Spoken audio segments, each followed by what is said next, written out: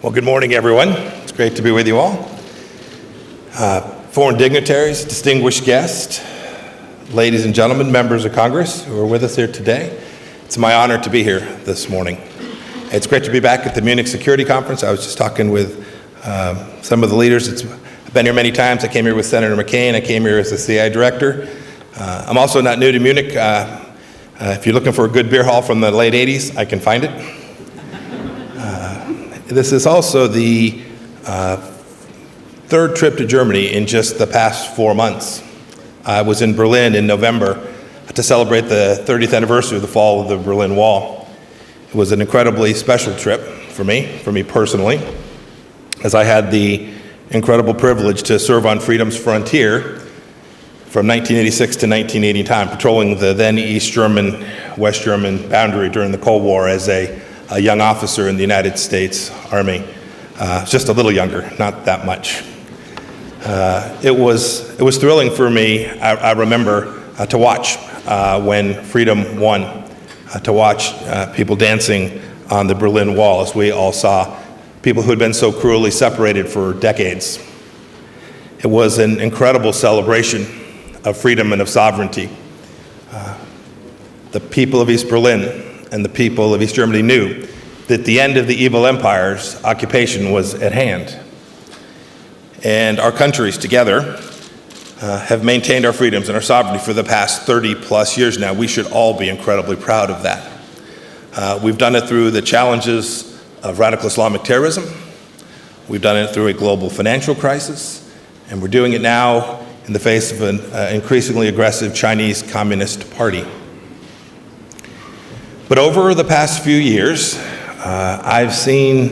we've all seen, Democratic leaders questioning America's commitment to the transatlantic alliance and America's leadership in the world. A few recent quotes from Western leaders. These quotes frankly surprised me. The first was from the middle of 2017.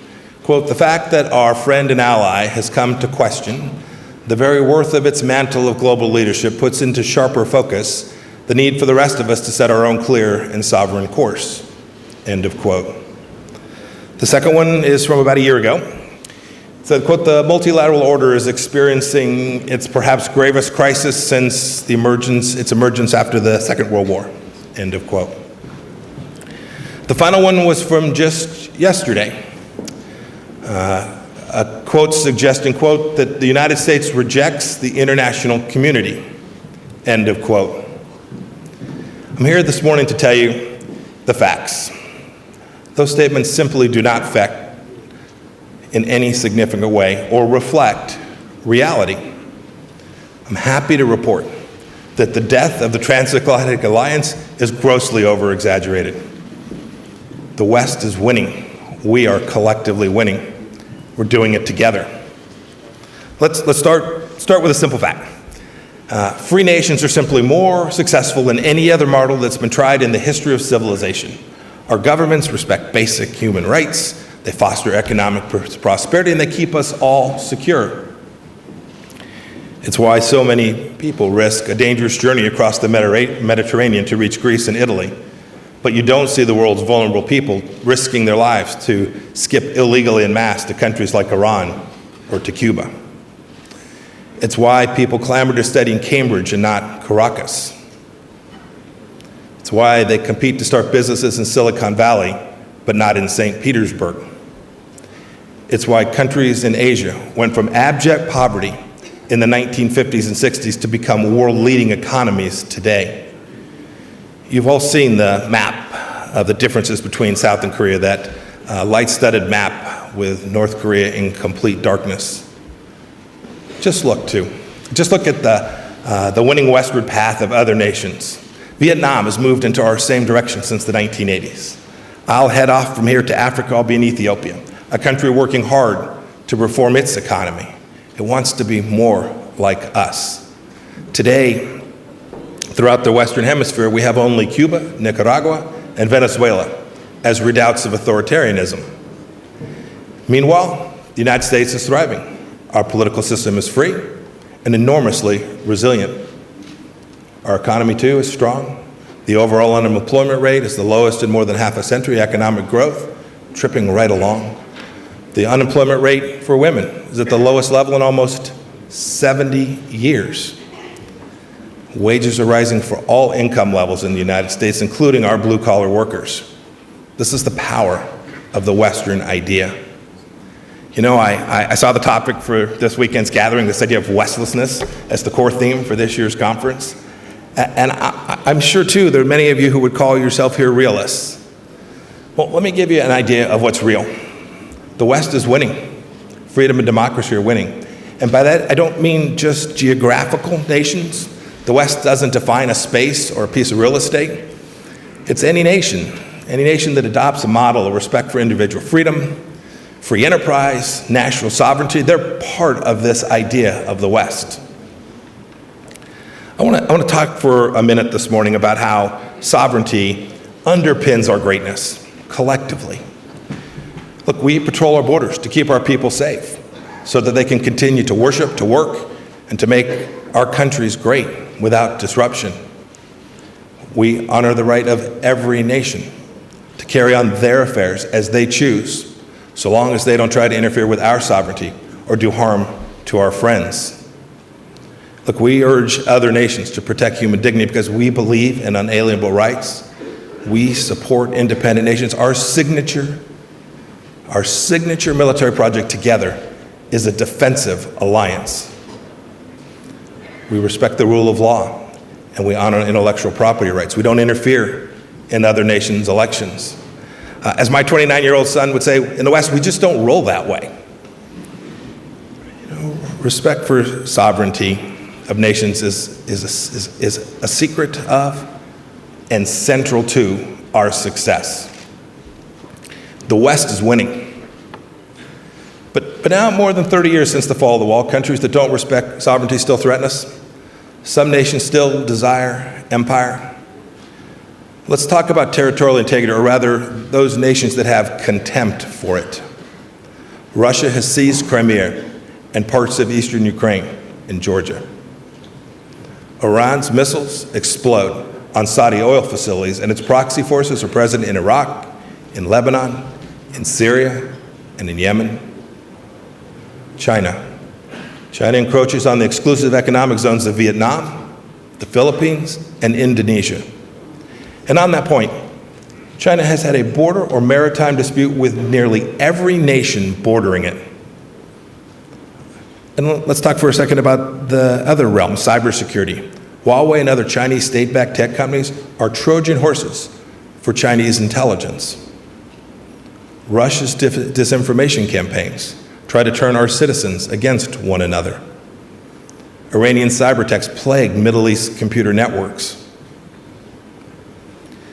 Talked about physical security, we talked about cybersecurity. Economic coercion is at play as well. Russia demands fealty in Central Asia. China demands silence on Taiwan and Hong Kong so that deals will keep flowing. It exacts pieces of national infrastructure as payment when countries can't meet its onerous loan terms. Let's talk, too, about respect for other countries' political structures. Iran is stifling, today, as we sit here, stifling young Iraqis and Lebanese who want nothing more than a clean and sovereign government. China is increasingly trying to co-opt officials at the state and local level. Our FBI director, our attorney general, and I have all spoken about this in just the last week. They're trying to affect not only our federal level, but our state and local officials as well. And that's happening all across Europe, and indeed all across the world. Look, this matters. This matters because assaults on sovereignty destabilize. Assaults on sovereignty impoverish. Assaults on sovereignty enslave. Assaults on sovereignty are indeed assaults on the very freedom that anchors the Western ideal. But here's the good news, and there's a lot of it. The United States has stared and will continue to stare these dangerous threats in the face, and we will not blink. We're protecting our citizens. We're protecting our freedoms. We're protecting our sovereign right to choose how it is that we live. The United States has worked diligently to deprive the Islamic Republic of Iran of diplomatic sanctuary and financial ability to fuel its campaigns of terror, both in the Middle East and right here in Europe. The United States has woken up to the world where China's unfair trading practices impact us, the Chinese Communist Party's newly aggressive turn, and its military and diplomatic efforts that confront. The United States has armed Ukraine to help that brave nation defend itself from the Russian aggression, has worked with the Baltic nations on cybersecurity to defend against Moscow's repeated cyber attacks. And as a brand new statement today of our support for sovereignty, prosperity, and energy independence of our European friends, today I want to announce that through the International Development Finance Corporation and with the support of our United States Congress, we intend to provide up to $1 billion in financing to Central and Eastern European countries of the 3Cs initiative. Our aim is quite simple. It is to galvanize private sector investment in the energy sector to protect freedom and democracy around the world. Now, I would ask you, as I go back to where I began, are these actions, these American actions, are they consistent with the claim that America has come to question the very worth of its mantle of global leadership? Consider, too, what we've done alongside each of you. What we've done to support NATO in particular. The United States has urged NATO onto $400 billion in new pledges. We did this because our nations are safer when we work together and when we field the strongest forces and capabilities. The United States has, too, with our allies, undertaken the most significant reinforcement of NATO's eastern flank since the Cold War. The United States has restored credibility to arms control when we withdrew from the INF Treaty with unanimous NATO support after Russia repeatedly violated its terms. These are just a few signature efforts of American leadership with our partners. We always work to bring allies and partners on board with everything that it is that we do. We're leading, for example, Defender Europe 20, an exercise along NATO allies, the largest deployment of US-based forces to Europe in more than 25 years.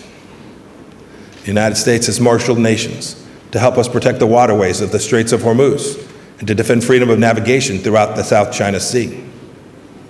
The United States, too, has worked with international sanctions, global sanctions, to prevent North Korea from continuing to develop its nuclear weapons program, and we've worked to bring Pyongyang consistently back to the negotiating table. We've led 81 nations in the global fight to defeat the ISIS caliphate. We took out al-Baghdadi. We took out the leader of al-Qaeda in the Arabian Peninsula just this past month. Is this an America that rejects the international community? And I know of particular concern in this room, we've pursued the mission protecting sovereignty in the multilateral context. A few examples. The United States supported the Organization of American States in its efforts to revive institutions, to go back to its mandate and improve its effectiveness. We're leading a 59-nation coalition to oust Maduro and honor the will of the Venezuelan people. The United States is leading on the environment as well. The International Energy Agency's latest global emissions report from just these past few weeks found that America's energy-related CO2 emissions declined by 2.9% in 2019 in spite of significant economic growth. The United States has convinced the C5+1 to bolster Central Asian nations' sovereignty against Russian hegemony and Chinese economic pressure. The United States, too, has warned the Arctic Council about Russian and Chinese designs to exploit the Arctic for unfair gain, something I know we care about collectively. So let's be straight up. The United States is out there fighting alongside you for sovereignty and freedom. We should have confidence in our alliances and our friends. The Free West has a far brighter future than illiberal alternatives. We're winning, and we're doing it together. Look, the momentum's clearly on our side. We've got to do more. Don't be fooled. Don't be fooled by those who say otherwise. When so-called Iranian moderates play the victim, remember their assassination and terror campaigns against innocent Iranian civilians and right here on European soil itself. When Russia suggests that Nord Stream 2 is purely a commercial endeavor, don't be fooled. Consider the deprivations caused in the winters of 2006, and 2008, and 2009, and 2015. When Huawei executives show up at your door, they say you'll lose out if you don't buy in. Don't believe the hype. Look, I know it's not without cost to be courageous, to stand up for our sovereignty. I get it.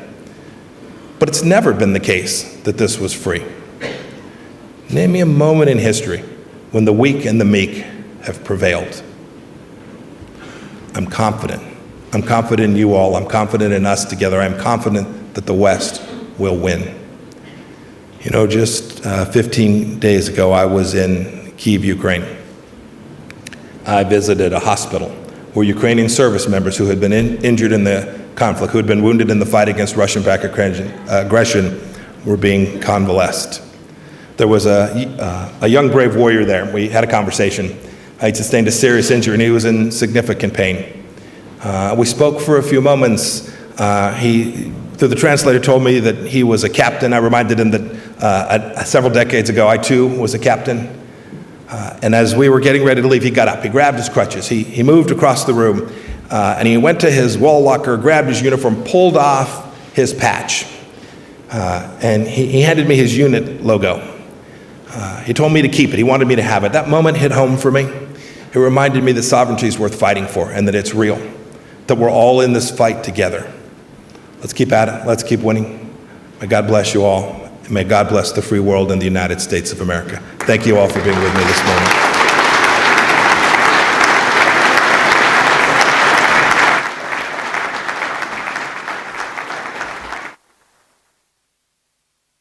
See you. Hello. Good morning. Very nice to see you. You too.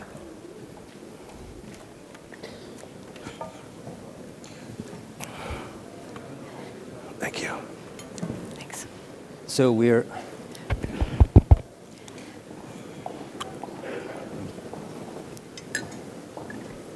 Thanks.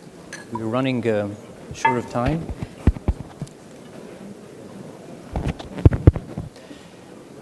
So, Secretary Pompeo, you spoke with passion and eloquence about your time as a Cold Warrior and about the sort of the strength of the transatlantic bond. And yet, as you've mentioned, the title of this conference is Westlessness, which the organizers, among other things, mean it suggests that actually there is a crisis in the relationship between Europe and the United States. And this is reflected in the fact that Europe seems not to follow your lead when you try to engage with Iran and when you try to redefine the relationship with China, which is a gargantuan task. And a lot of people in this room would say it can only be achieved if Europe and America work together. But that does not seem to be the case. There have been tariffs, there have been sanctions used against allies. Do you think you can master your priorities, ranging from Iran to China, etc., without Europe following, or without Europe being an ally the way it was when you were a Cold Warrior and serving in this country? Yeah. I was with Secretary Baker, one of my predecessors, who was in this job during roughly that time period. He reminded me that you could go back to that time and people were saying much the same thing. There were still many challenges. The challenges, the differences between our two places, these are for all time. From my optic, when you step back and raise up to a level, if you look at Iran, when I talk to my counterparts here in Europe, everybody gets it. Everybody gets that today Iran still won't return the black boxes after having shot down an aircraft, commercial aircraft with hundreds of people aboard. Everybody gets that the terror campaign, the assassination campaign right here in Europe is being conducted by the Islamic Republic of Iran. Everyone understands that these are folks that continue to build out their nuclear program. So there's a common understanding about the threat. We have tactical differences about how to proceed. My observation about the work that's between us, there'll always be noise, there'll always be naysayers. Our task as leaders is to rise above that. It's to stay focused on the things that really matter to us. You mentioned the Chinese Communist Party in your comments. We understand, we have deep commercial relationships with China. We love the Chinese people. We have many Chinese students studying in our nation. But the Chinese Communist Party presents enormous risk to the central idea, not the place of the West, but the idea of the West. And so our obligation is to make sure we protect our people, whether it's about infrastructure issues and making sure that information that travels across a network goes across one that we trust. Europeans care deeply about privacy. We can't let information go across networks that we don't have confidence won't be hijacked by the Chinese Communist Party. It's just unacceptable. And I think we all know that. Each of our systems will work to get there. We need to get there fast. It's not about Europe following. You used that term several times. It's not about them following us. We want to work alongside you. We want to work together. We want to be good friends and partners. We'll have challenges. We'll have challenges on trade. We'll have disagreements about what the right levels are for certain trade systems. And yet we have billions and billions of dollars that will transit between our two countries as we sit here this week. There's lots of good things going on. It doesn't mean there won't be problems and disagreements about how to approach them, but it's the underlying values that we all share which will drive us to continue to success together. We need all nations with the Western ideal in their heart. This idea that human dignity matters, that freedom matters, that the sovereign nations are better is central to the idea of the West. And those of us who care about that need to work together to achieve it. It's not something that happens without hard work, real dedication, and the willingness to confront those who want to undermine it. Unfortunately, we are going to have to close this session now. No one says that with more regret than I. I would like to talk much longer with you, sir. Go ahead. You got another question? Go. If you got time, I've got time. I've been given strict instructions. Awesome. Secretary Esper is waiting in the wings. So thank you I do very not want much to hold for up my your time. colleague. Yes. Thank you very much for your time. Let's continue the discussion on Twitter, everyone. Thank you very much. Too quick of a session.